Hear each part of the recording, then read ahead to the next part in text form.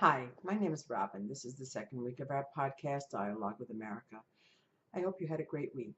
What I wanted to talk to you about today was certain events that happened during the week regarding the denial of security clearance for John Brennan, who the former CIA director, who is the one responsible for killing Osama bin Laden, and who was part of the CIA for 30 years under several different administrations, Republicans, Democrats. These um, intelligence folks do not have party affiliations that, or if they do, they're mainly Republican, but they don't make political decisions.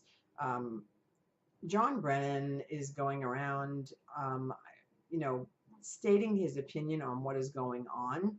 However, revoking his security clearance is political. It's a punishment because Trump does not like to have critics of his policies.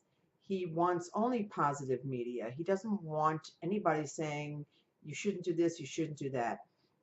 He demands loyalty, oath, and fealty to his opinions. And I'm sorry, but he has no background in politics. All of his background is in business, and it's not a very good background at that. He's declared bankruptcy 6 times. So he's not really running the government as a government. He's running it as a business. And the way many people look at it, he's running it into the ground. I, and I look at it that way as well. Plus the fact, for me, I'm more concerned about the safety aspect at this point. We have a voice, and as I said in my podcast last week, if the government is not going to stand up for us, regardless of party affiliations, I didn't vote for Trump. You may have, but there was no mandate, and even if there was, he still has to govern the 50% of the people that did not vote for him. Okay, and he did lose by the 3 million popular votes. So if you think about it that way, um, people have to govern everybody, not just their base, which is what Trump does. He governs to his base. And while I understand that he's popular among Republicans, if you really step back and think about it, if you step back from yourself and think about and look at what he's doing, you know that if he was anybody but Trump, if he was any other Democrat, any Democrat, this would not be happening. They would be calling treason and traitor anybody that colluded or conspired with a foreign government to affect an election would be taken down immediately. There would be no excuses, none. If they made such a fuss over Hillary's emails and said, "Oh, giving away classified information, insecure." Well, he takes Russians into the Oval Office and gives them even information about Israel's intelligence. He does it because he doesn't know what he's doing. And taking away clearance is clearly punitive. And it was in retaliation to a creation of his own making, one Omarosa Manigault Newman, who was a reality star for this reality show president. And that's how she's being viewed by the public. He brought her into the White House. And if you don't engender honesty on your own without making people sign NDAs, and I think many people protect themselves in that atmosphere because they have to. He throws people under the bus, regardless of who they are. And, while I don't personally like her, and I think she can be nasty and mean, she is Trump in the female form. And I keep saying to myself, wow, wouldn't it be amazing that a woman of color, someone who Trump brought up from nothing, to be this person who has videotapes of him, audio tapes of him, his staff, texts, and emails. She has this treasure trove, I think, of 200 or 300 um, documentation of what she put in her book. And this is why Brennan was taken down this week, because he was the distraction for Omarosa's going after the president toe to toe. She is him in the female form. she will do what he did. He threatened people with lawsuits. He, made people back down because they're so afraid of him. Where are the Republicans in Congress? Where are they?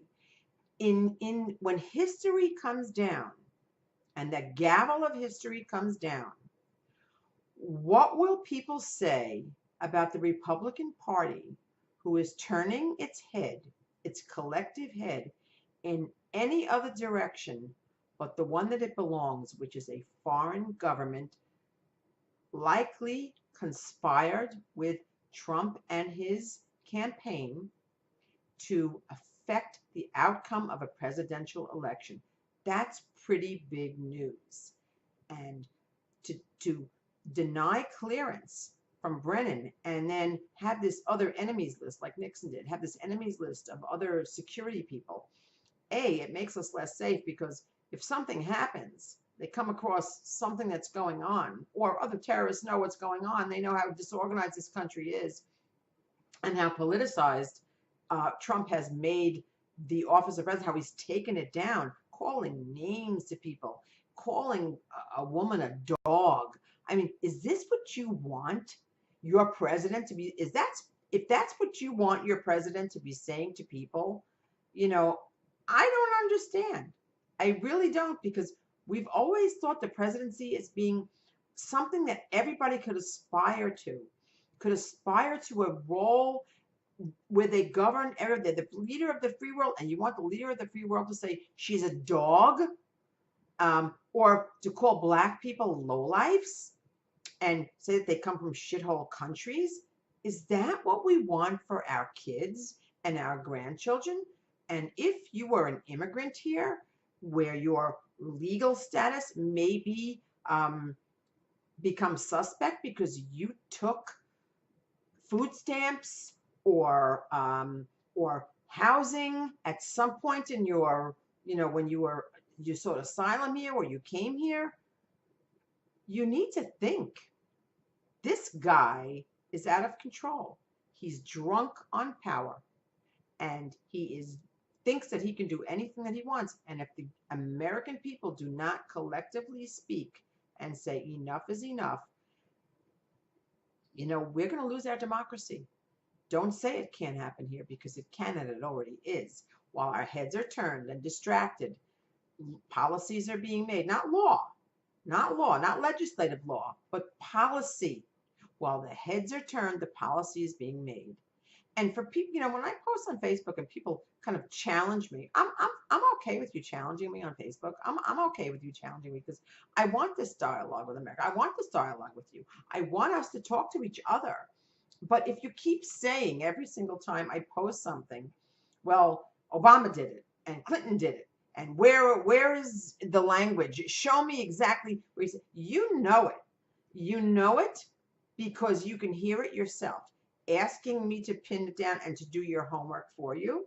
I want you to tell it back to me. Show me where it's not. Because if I'm stating it because I do research from a lot of different sources. I have people sending me private messages. I don't know if they're reading my Facebook page, which I do use for political purposes, because this is, where I am. This is how I use my voice. This is what I can do. I have a disability, so I can't go out necessarily do things that I used to do due to some issues. But this is how I choose to use my voice. I choose to use my Facebook page this way. I choose to use social media this way, my Twitter. I choose to resist in this manner. I choose to challenge the government in this manner. I choose for us to have this dialogue with each other in this manner. Other people use Facebook for different reasons. They like to put up family pictures, or, I do as well. But when it comes to politics, if I turn my head in another direction and things are happening and I take my eye off the ball, I might miss something. And I don't want to miss my country going down the tubes. I don't want to miss it. I don't want you to miss it. I want us to talk about it. I don't think shutting each other down is the answer here. Having the dialogue is the important thing. So if you want to challenge me, you need to challenge yourself as well. You need to, don't just say to me, show me where. You show me where. Don't just call me hypocritical or call what I say hypocritical because you don't like hypocrisy. Well, there's hypocrisy in the White House, and that's number one. I understand where you're coming from. I understand if your politics are different than mine. I understand that, but I want you to look at democracy. I want you to look at democracy being carved away. I know people who have come from Russia, from from fascist countries, other communist countries, who will say to me that I'm being disingenuous because they left their countries. Well, I don't think I'm being disingenuous. I think I'm being real. And I think if you left a fascist country or a communist country, why would you want to live in another one? Because that's who Trump is. He has these tendencies to be an autocrat, a dictator. And it's very dangerous. And even if he's not with his full faculties, and I'm not quite sure that he always is, the people that he surrounds himself with, like Stephen Miller, they want to point your head in another way. And I get, private messages from people. And again, I don't know if it's directed just at me or it's their whole friends list, with things about, oh, it's so unfair that, you're talking to, that your people are picking on Trump. Why are they picking on Trump? Well, people are picking on Trump because Trump is putting people down, speaks ugly about people, uses Twitter. It's funny because his wife has this Be Best thing, cyberbullying, and he's the biggest cyberbully there is. And you're saying people are not giving Trump a chance. People have posted on my Facebook page about this. You're not. Why are you blaming Trump? I blame Trump for dividing and conquering this country.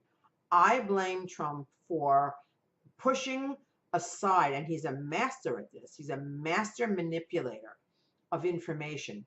He goes into the niche and he pushes his way through, and then he says, I'm going to push them this way, the right this way, the left this way, and I'm going to go right through the middle, and that's what I want people to see. Their heads are turned. I don't want them, if I muddy the waters and I tell them I'm smart not to pay taxes, I'm smart not to show my tax returns. Well, those tax returns hide, from what we hear, laundered money. It's okay for you to have a president who is laundering money for the Russians. It's okay for you to have a president to do that. I don't think you'd like it if Hillary did it, or if Clinton did it, or if Obama did it, laundered money. I heard from some of you that you thought Obama was the worst president ever. I don't think so. I miss him. I miss his humanity, his compassion, and I miss that he was fair with people. You didn't have to like all of his policies. I didn't like all of his policies. I didn't like all of his ideas. But as a president, he took the steering wheel of this country and he moved us right through an economic disaster, right through it. We've had steady, steady, steady growth from the time he took over in 2008 until now. So Trump is riding the Trump train from Obama. And he hates Obama because Obama, A, is black. Obama was popular. And Trump doesn't like that. He wants your head. It's kind of like when someone is abusive to somebody else, or let's say an abusive male, right? He wants to dominate his wife or his girlfriend, and he doesn't want her to see anybody else but his face. So she can only see the people that he wants to see. Usually that's himself. And that's the way I view Trump. He doesn't want you looking elsewhere. Look only at me. I have all the answers. As I said last week, he wants you to hear only his truth, which is not the truth, because it's been proven that he's lied over and over and over and over again. Do you want to put your head down and not see that he's lying to you? That the economy is not as good as you think it is, that people were crying about the deficit under Obama, which was really just a made up, untruth. It goes up with every president, and Trump's, it's gone up the highest in the 18 months he's been in office. We need to look at the government as the government, as the helm of this country. Country over party. Country over party. I would take a Republican helming the country if they were able to push away Donald Trump and the forces that do not want to look at Russians meddling in our elections. And again, we're not saying, or I'm not saying, that it's not good to have relations with governments that are troublesome, because we've had relations with Russia before, but they kill homosexuals, they kill opponents, they jail opponents, they they don't like journalists. They don't want free speech. They go into Crimea. They don't recognize boundaries. They're helping out Syria to bomb its citizens. And they want to the end of Western democracy. They lost their seat at the table at the G8 because of their behavior. And Trump saying, no, that's okay. Standing before the world saying that's okay. It's okay to be autocratic, because he wants it. Like I said, he wants this triumvirate, this Western alliance. He wants it to be the axis: Russia, United States, China, autocratic countries. My biggest fear, and I've heard Bill Maher say this, and I know Bill Maher's, Bill Maher is really libertarian. He used to be more of a libertarian, but he said it, and I kind of understand it, that Trump won't go quietly, that he will, when the time is up for him to take over, to leave office, he won't. He will try and, put this grasp on power. And like he said, with President of China, I would love to have, to be president for life. It's all about power. It's about power. He said, I alone can fix this. I alone can do this. He doesn't need anybody else. He alone can do it. No, he cannot. And if you think he can, I'm telling you, he can't. He cannot. Smoke and mirrors. That's what a con man uses to turn your head to the side so that you don't really see the trick in front of you. And that's what this is. A president who threatens or wants to arrest an Omarosa. Why? Arrest her on what? Because she taped you? Because she's criticizing you? Because she's not loyal to you? Arrest her on what basis? Arrest Hillary Clinton on what basis? Arrest your opponents, just like Putin. Arrest your critics. Kill your critics. How far are you from killing them if you'll arrest them?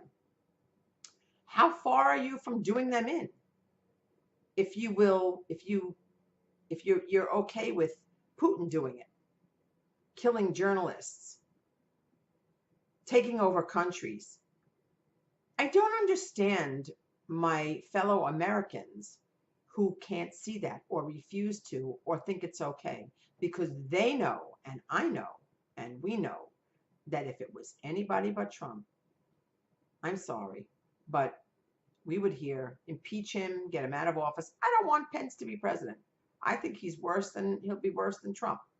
I think Pence has issues. My cousin lives in Indiana, and he was governor there.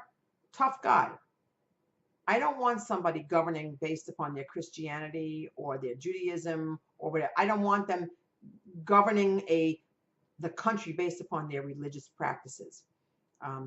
What I see, what they did with the Supreme Court, McConnell taking away Obama's right to nominate that opening in the Supreme Court, to take it away.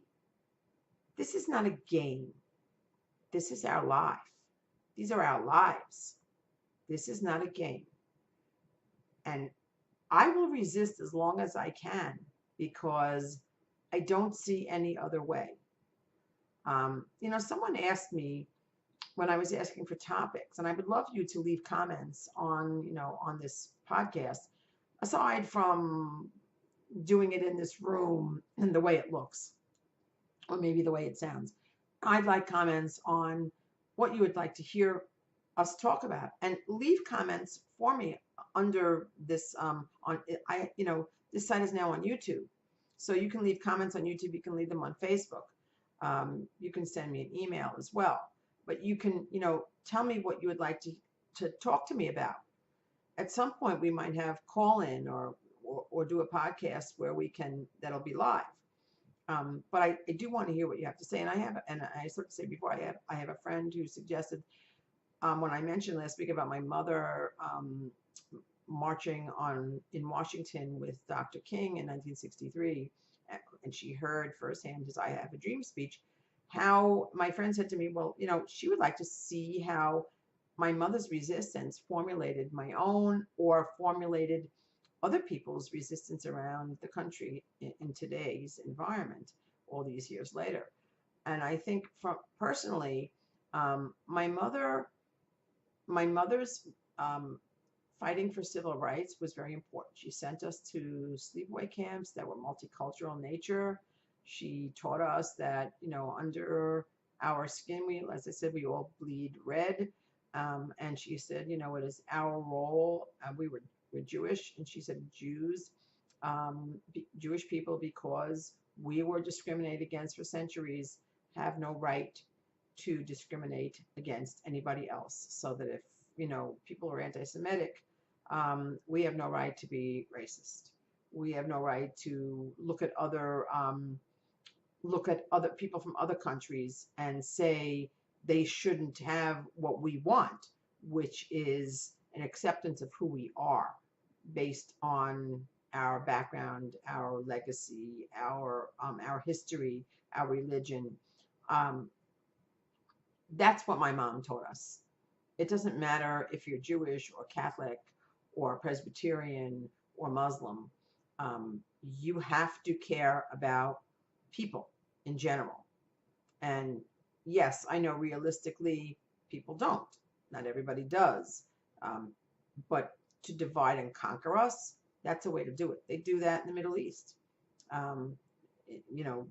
There are governments over there, I'm not talking about Israel, that have that keep, when you keep people impoverished, it enables them to teach them hate, and to keep that hate going, and to blame other people for their condition. And that does not do the world a bit of good. And that has to change, but it's also happening here. This hatred that you see on the news, people calling, there's a black person sitting in Starbucks, yelling at a cashier in Target, calling on somebody else. And you have to kind of filter out the noise, because I've seen some of these people going, oh, look, she doesn't want us here, these kids here, because they're black, and she didn't want them to store. And I just looked at that and went, I call BS. That is, I'm sure something else happened before. You can't just, say something's happening, people are racist, just because they didn't want those kids in the store, so to speak. I forget, I think it was New Jersey or something like that. Some kids were in a store and were told to leave. It's because they were acting up and they were touching things, and somebody broke something, and so the proprietor didn't want them in the store, where she'd had enough. And it had nothing to do with race. It had to do with kids being kids, and them not wanting to break things. But people will take and say, well, she was racist, the owner was racist. And I didn't see it that way. And I always have my eyes open and my ears open. I listen and I watch, and I try to be fair, because you have to be able to differentiate and get through the noise that you hear online. There's noise. There's so much noise. Which is the noise that you should pay attention to? There is an increase of racist, I guess, racist baiting, or outright racism by people calling and saying, why is that black person sitting in the cafeteria on a college campus? Why are they in this office? I think what Trump did is he ripped the Band-Aid off. And he said he ripped the Band-Aid off, um, and so people feel free to maybe be who they really were, or maybe they feel free to say things that they wouldn't ordinarily say because they're behind a screen. Or maybe if they're out in public, they said, well, the president can do it. Why can't I? I'm really glad that people hardly showed up at that rally. But if you think about it, yeah, it's free speech, right? Covered by the First Amendment. But where was that rally? Right across from the White House. They did that on purpose because they wanted this unite the right. They wanted the legitimacy of the president by having this rally right across from the White House saying, we see you, President Trump, and we know you see us, and we know that we see eye to eye on this issue because they feel legitimized. And that cannot happen.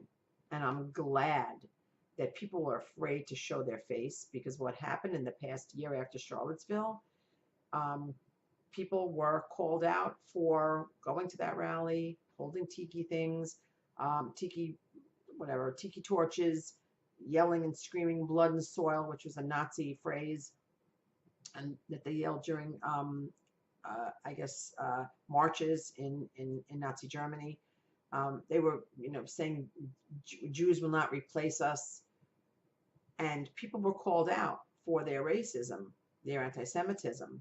And I guess people lost their jobs. So people were afraid those people take the hoods off. Now they're out in public. They're afraid to come out in public and be seen and lose their livelihood. And I'm sorry, I understand there is political correctness. In my book, that's not political correctness. There's no place in our society for that. I'm sorry. If you want your own country, go get your own country, but not my country. You can't have my country and have my country be a place where only your kind lives there, because your kind doesn't want my kind. Your kind doesn't, and if it's Jewish people doing it, I'll say the same thing. Israel is not just the home of the Jews. It's a country. It's a state. It is a place for Jews to be able to feel safe, but there are other cultures that live there as well. Other people, like the Druze Arabs, that live there as well. But what I see is this lurch to the right all around the globe. Lurch to the right all around the globe. And it scares me, because if we don't see that we are approaching what the world looked like in the 1930s, we are bound to repeat, as I said last week, we will repeat history. We will repeat ourselves. My mother's resistance to against discrimination lasted she's going to be 90. I said she's, mainly with it. She, to this day, talks about discrimination, and it hurts her. She cries, and she's taught us that you cannot look at the color of someone's skin. You have to, like President Kennedy said, look at the content of somebody's character, because that is really what trumps everything. The content of a person's character. We're all the same underneath. We all want the same thing underneath. We want our kids to have a better life than we've had. And I think by becoming active, whether it's going to a rally or mentioning on your Facebook page or doing a podcast or writing an article or speaking up or speaking to your friends, our friends, we have to stop telling our friends that they can't be our friends because they have a different view than we do. And I'm not talking about racism. And you cannot say that every Trump supporter is a racist. That's just not true. It's not true. I don't like when the left says it about the right. I don't like when the right says it about the left. I don't like when people have this view that everybody is something. It's not true. Not people supported Donald Trump for a variety of reasons. They weren't happy for a variety of reasons.